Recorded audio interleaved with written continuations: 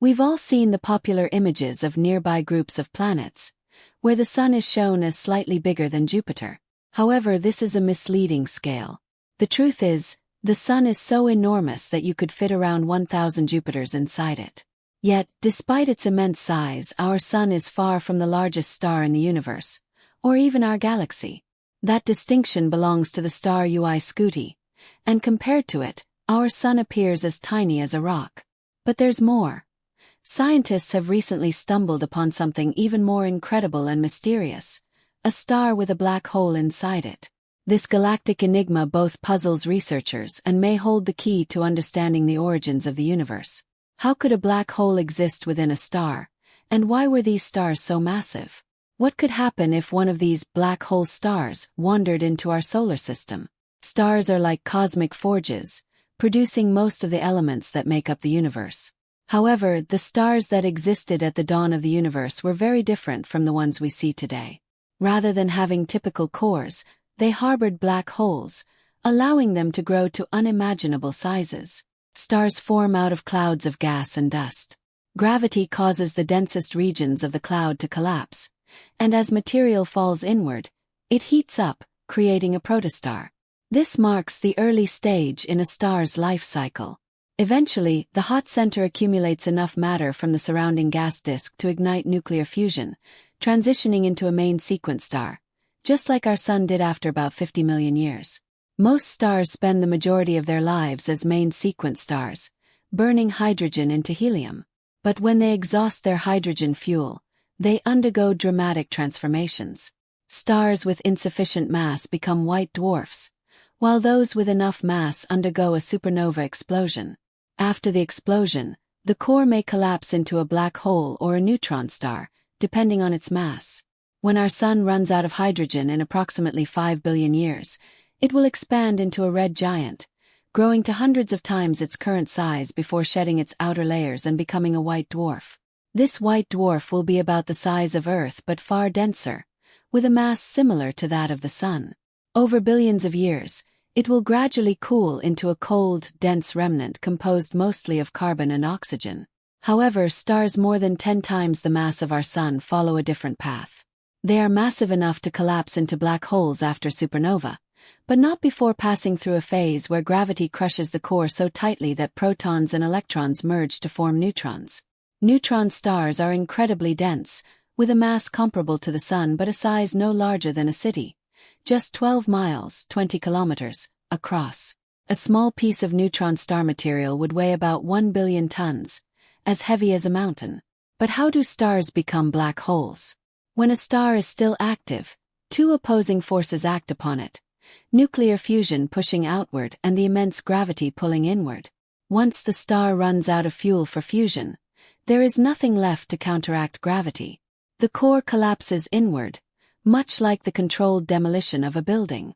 Einstein theorized that if an object had enough mass and was compressed within a certain radius, it could become a black hole. Black holes continue to grow throughout their lifetimes, devouring anything that gets too close. The region around a black hole, where gravity becomes so intense that not even light can escape, is called the event horizon. As a black hole grows, it continues to consume nearby material, and the event horizon expands. But there's a limit to how quickly a black hole can grow, called the Eddington limit. If a black hole tries to accrete matter faster than this rate, the pressure inside will push some of the material away, like air escaping from a tire with small holes. This process is highly efficient, with the radiation emitted from the black hole's accretion disk often outpacing the energy produced by fusion in normal stars. Some supermassive black holes, which are the largest objects in the universe, have recently been found to be much larger than previously thought. These black holes are often located at the centers of galaxies, and their colossal size is still a mystery. The gradual accumulation of matter over the universe's history doesn't fully explain their immense size. However, a new idea is emerging. Black hole stars or semi-stars might have been the largest celestial objects ever to exist, even larger than the supermassive black holes we know today. At the dawn of the universe, space was filled with enormous clouds of gas. In these dense regions, material collapsed under its own gravity, forming stars of unprecedented size. Some researchers believe that these massive stars might have been formed from dark matter halos, regions of invisible matter that could have supported the creation of giant stars. These early superstars with masses far greater than our Sun could have been the precursors to the black holes we observe today. There's a fascinating idea that suggests the mysterious dark matter that dominates the universe could be made up of countless tiny primordial black holes. While it's unlikely that a black hole of this nature would get captured by a star, the sheer number of them could mean that some might. But we will have to wait for scientists to sort this out as we delve deeper into the mysteries of the cosmos. Primordial black holes, if they exist, could provide important insights into the conditions of the early universe. These hypothetical black holes are believed to have formed shortly after the Big Bang due to density fluctuations. They differ from stellar black holes, which arise from the collapse of massive stars. Primordial black holes, if they are real, could vary in mass, ranging from as small as a few times the mass of an asteroid to several times the mass of our Sun. Studying these primordial black holes isn't just a theoretical pursuit. It could offer valuable clues about the early universe. For example, if primordial black holes were abundant, they could have influenced the formation of the first stars and galaxies by shaping the universe with their gravitational pull. They might have played a role in the clumping of matter, which eventually led to the creation of larger cosmic structures. One intriguing possibility is that primordial black holes could contribute to the enigmatic dark matter that makes up around 27% of the universe's total mass and energy. Dark matter does not emit, absorb, or reflect light, making it invisible and detectable only through its gravitational effects. If a significant portion of dark matter were made up of primordial black holes, it could dramatically change our understanding of both dark matter and the early universe. Current astronomical studies and missions are designed to explore the nature of dark matter and its potential links to primordial black holes.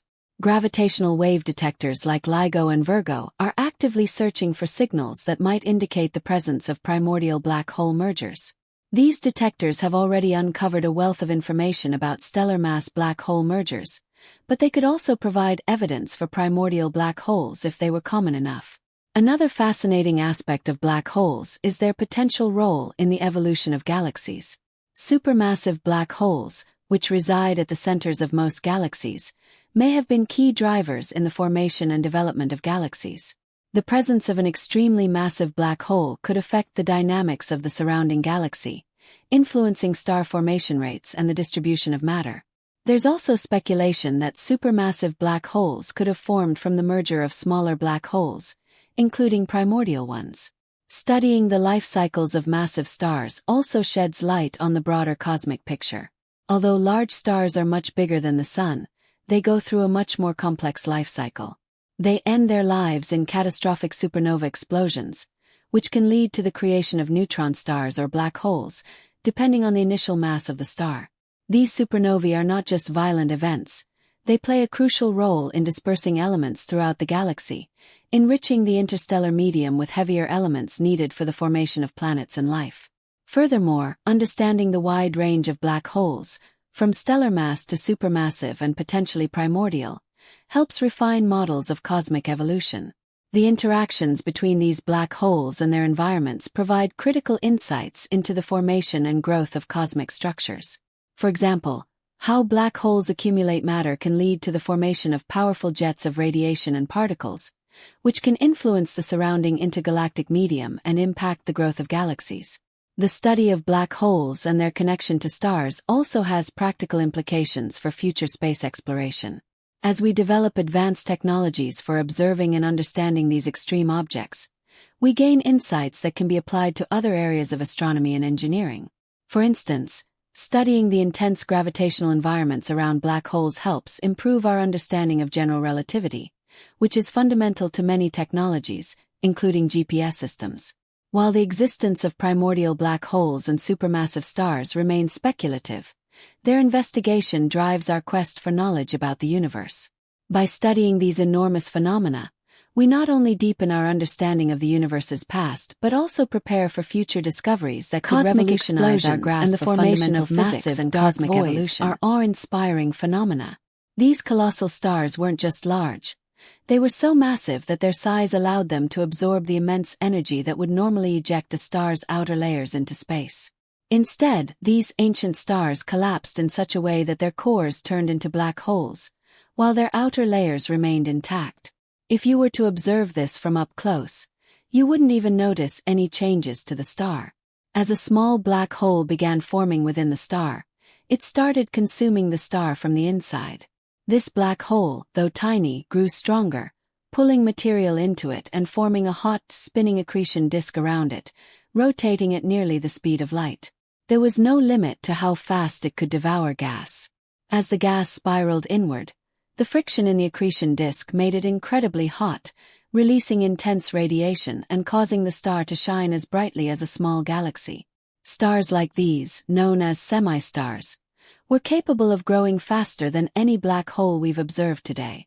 Over the course of millions of years, some of these stars would outshine even the largest known stars and black holes, such as Stephenson 2218, Scuti, and T618.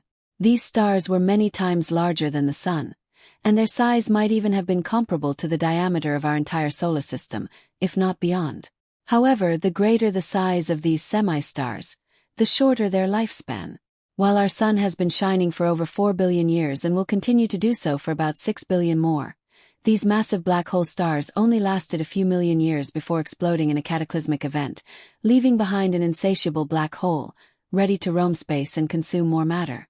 But what if such a star wandered into our cosmic neighborhood? The gravitational influence of a semi-star would wreak havoc on the orbits of planets and other celestial bodies. As the massive star passed through the solar system, it would begin to swallow planets and other cosmic bodies. The Earth would experience a dramatic rise in temperature, eventually becoming uninhabitable and, in the end, completely consumed by the star. Even though life on Earth would have long perished by that time, the central black holes inside semi-stars may have contributed to the formation of the enormous black holes at the centers of galaxies today.